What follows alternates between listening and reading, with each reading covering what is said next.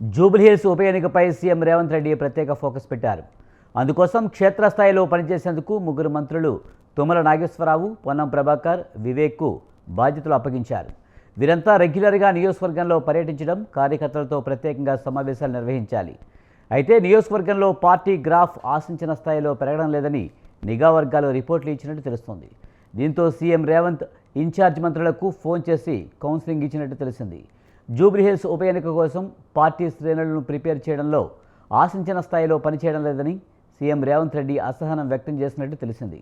ఇక నుంచి కేవలం నియోజకవర్గంపై మాత్రమే ఫోకస్ పెట్టాలని దిశానిర్దేశం చేసినట్టు తెలిసింది. అందుకోసం క్షేత్రస్థాయిలో లీడర్లు, కేడర్తో ప్రత్యేకంగా సమావేశాలు నిర్వహించాలని ఆదేశించినట్లు సమాచారం.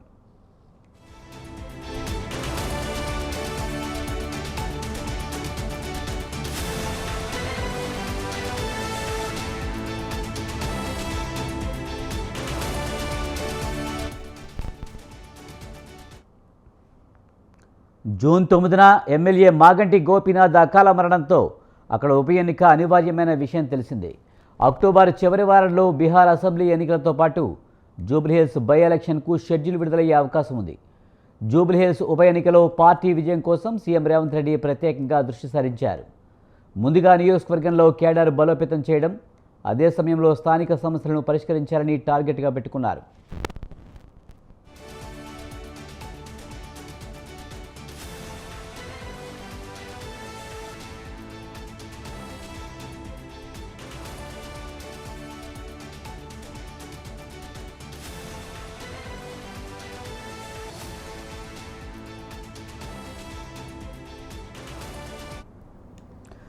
ముగ్గురు మంత్రులకు ఇన్ఛార్జి బాధ్యతలు అప్పగించారు. వారిలో ఒకరిద్దరు మంత్రులు మాత్రమే అడపాదడపా నియోజకవర్గ కార్యకర్తలతో సమావేశాలు నిర్వహిస్తున్నారని, మిగతా టైం అటువైపు వెళ్లడం లేదని ఫిర్యాదులు వెళ్లాయి. స్థానిక సమస్యలను పరిష్కరించేందుకు ఆయా శాఖల అధికారులతో మాట్లాడడం లేదని ఆరోపణలు ఉన్నాయి.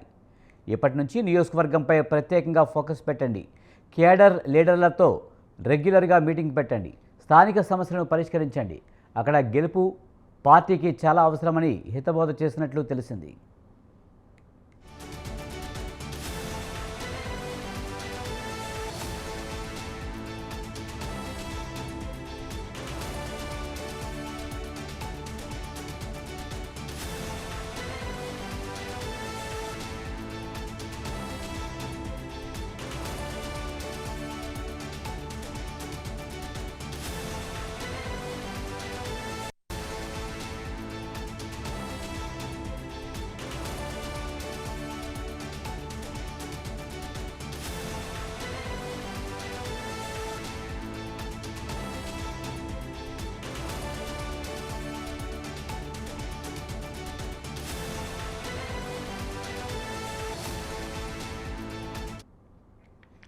మంత్రుల పనితీరుపై స్వయంగా సీఎం అసంతృప్తి వ్యక్తం చేయడంతో ముగ్గురు మంత్రులు శనివారం జూబ్లీహిల్స్పై దృష్టి సారించారు.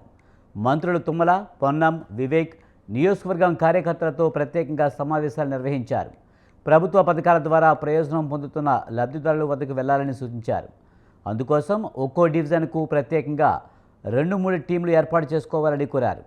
అలాగే నియోజకవర్గంలో ఉన్న సమస్యలను పరిష్కరించేందుకు అధికారులు వెంటనే దృష్టి సారించాలని ఆదేశించారు.